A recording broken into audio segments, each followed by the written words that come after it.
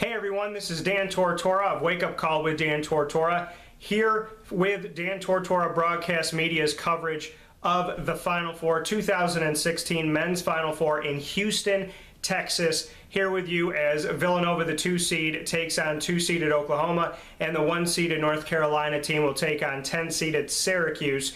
And I'm here to talk specifically about Syracuse, a team that obviously I've covered over the years, continue to cover to this day. Now, Syracuse is a team that I decided in October, back in the preseason, that this was a team that was a force to be reckoned with. I know that people were thinking Virginia, they were thinking North Carolina, they were thinking Duke, they were thinking potentially Notre Dame, teams like that. But when we put in our preseason predictions for the ACC and who's going to do what, I had a belief that Syracuse could take it. I believe that this team, on paper, if they did everything they were capable of doing, had the ability to be the top team in the ACC, and the only team I put under them was North Carolina. Now, the overwhelming majority of the media around the country covering the ACC chose North Carolina, and when I found out, and you don't know this when you put your poll in, when you decide who's going to win, you cast your vote, you don't know what other people are going to do, obviously. And I was the only person in America or anywhere covering the ACC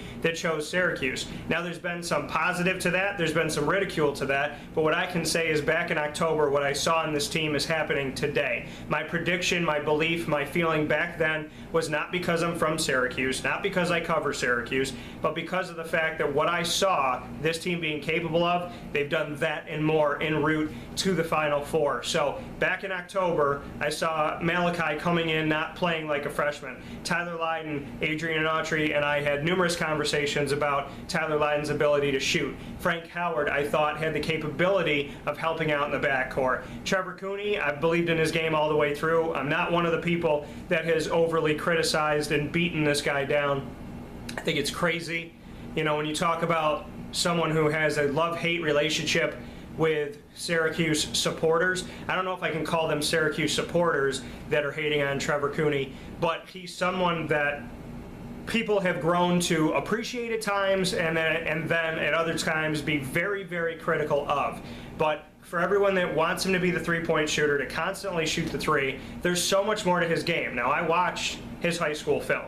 I knew that he was capable of driving to the rim. I wanted to see him be a little bit stronger to the rim, be a little bit tougher inside, maybe go a little bit faster, and he's shown that in the NCAA tournament. For the people that want him to shoot the three, he's made a few, but if it wasn't for his defense, if it wasn't for his ability to steal the ball, his timing on the ball, what he does in the full court press, as well as attacking the basket and making some more of his free throws that he had missed earlier on in the season, Trevor Cooney is someone that I saw his all-around game in October being effective.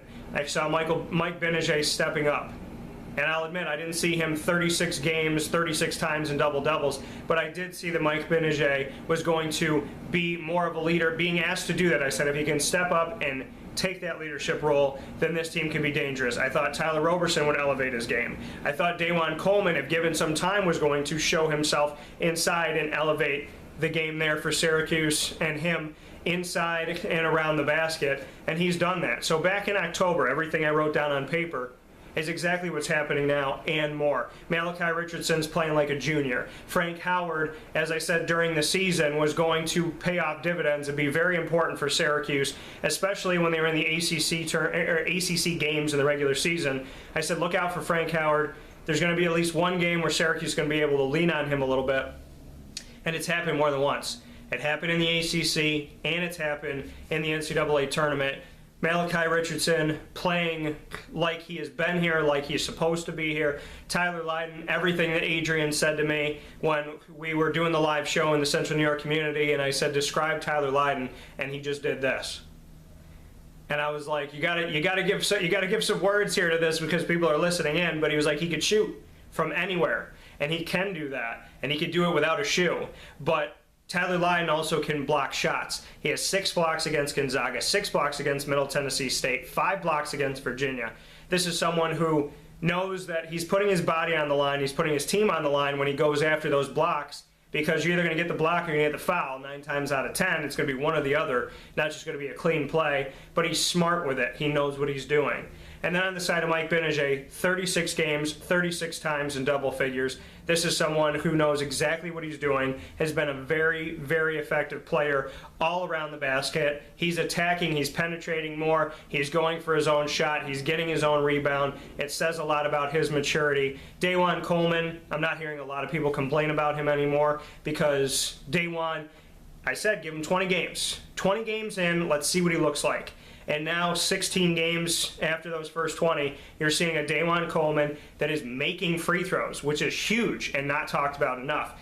When your center can make free throws, that's when you know your team is dangerous at the charity stripe. And he can make his free throws. He did it against Virginia, and that came up huge for Syracuse. Not only that, but you look at Dajuan's play inside.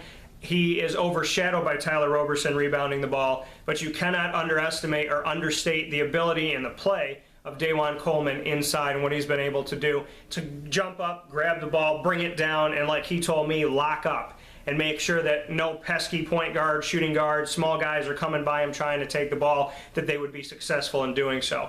Tyler Roberson, as many rebounds as he's had, there's more that don't show up in the stat sheet for what he's been doing and tipping the ball back to his teammates.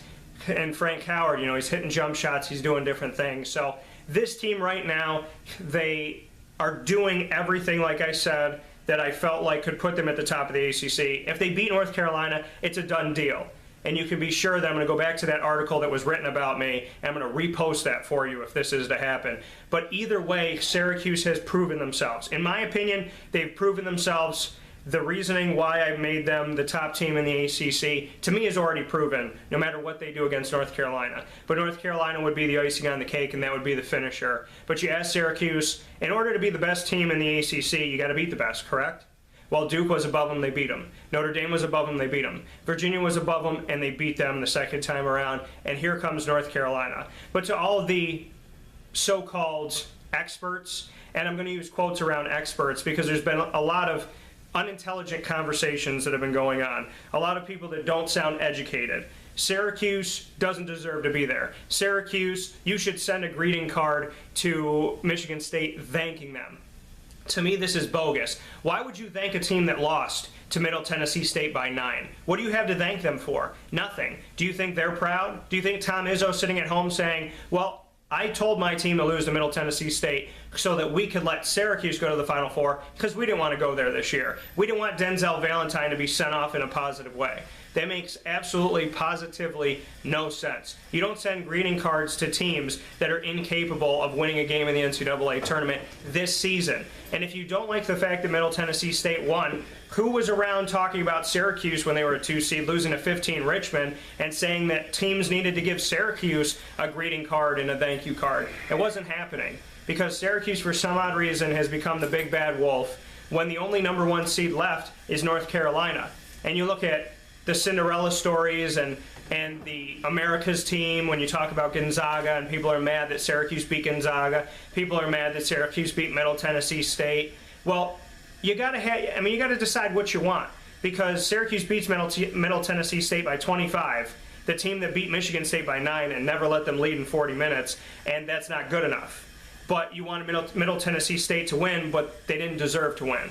And then you want Gonzaga to win, but you don't respect the West Coast Conference, and you can't name 5 teams from the West Coast Conference. Maybe you can name St. Mary's, maybe you can name Gonzaga, but that's all you can name at this point.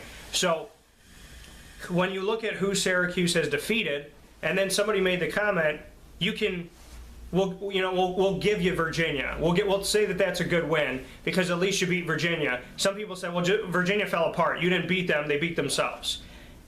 There's been so many conversations and so much ridicule of a team that did exactly what every other team did to get to the Final Four. They won.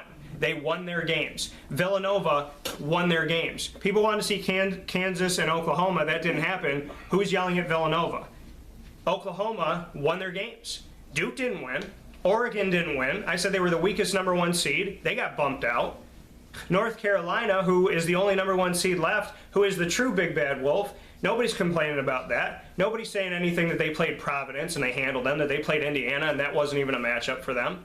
So Syracuse is being ridiculed from all different angles. They didn't play anybody good enough. They didn't play well enough in this game. Virginia lost it. There's been so much about the conversation of Syracuse being undeserving. And with all the comments about Syracuse, let me make something very clear. Jim Boeheim is in his 70s. He's figured out a way in all of the last 4 decades to bring teams with different personnel into the Final Four. That's a good coach. The 2-3 zone, where there's film all over the place about it, teams still can't figure out a way to beat it. That's a good coach. Someone who is suspended for 9 games, and none of the other 67 teams in this year's NCAA tournament had to deal with that. And he bounced back. That's a good coach. The team won 4 games when he was gone. That's a good team. That's a strong team. True freshmen never played the game before, figuring out ways to win. That's a strong team. Trevor Cooney, with all the ridicule he's taken, has been a mentally, probably one of the top 5 most mentally strong players in the game right now in college basketball. Mike Gbinije goes from being someone who's playing under 6 minutes a game, averaging under 2 points per game in 19 games for Duke, and becomes this, where he stands today. You have freshmen doing it with or without their shoe on. You have Dajuan Coleman after 2 years. Everything was stacked up against Syracuse. And now the majority of the quote-unquote experts are stacked up against Syracuse. And let me make one thing clear. I'm not going to call myself an expert. I don't think you have a right to do that. I picked this team in October to be a strong team. I see where they are today. I know what that means. I also look at the fact that if you're going to call yourself an expert, maybe you should do some research. And when you do that research, maybe you should take the personal feelings out of it. This is Dan Tortora of Wake Up Call with Dan Tortora, and I'll see you at the Final Four.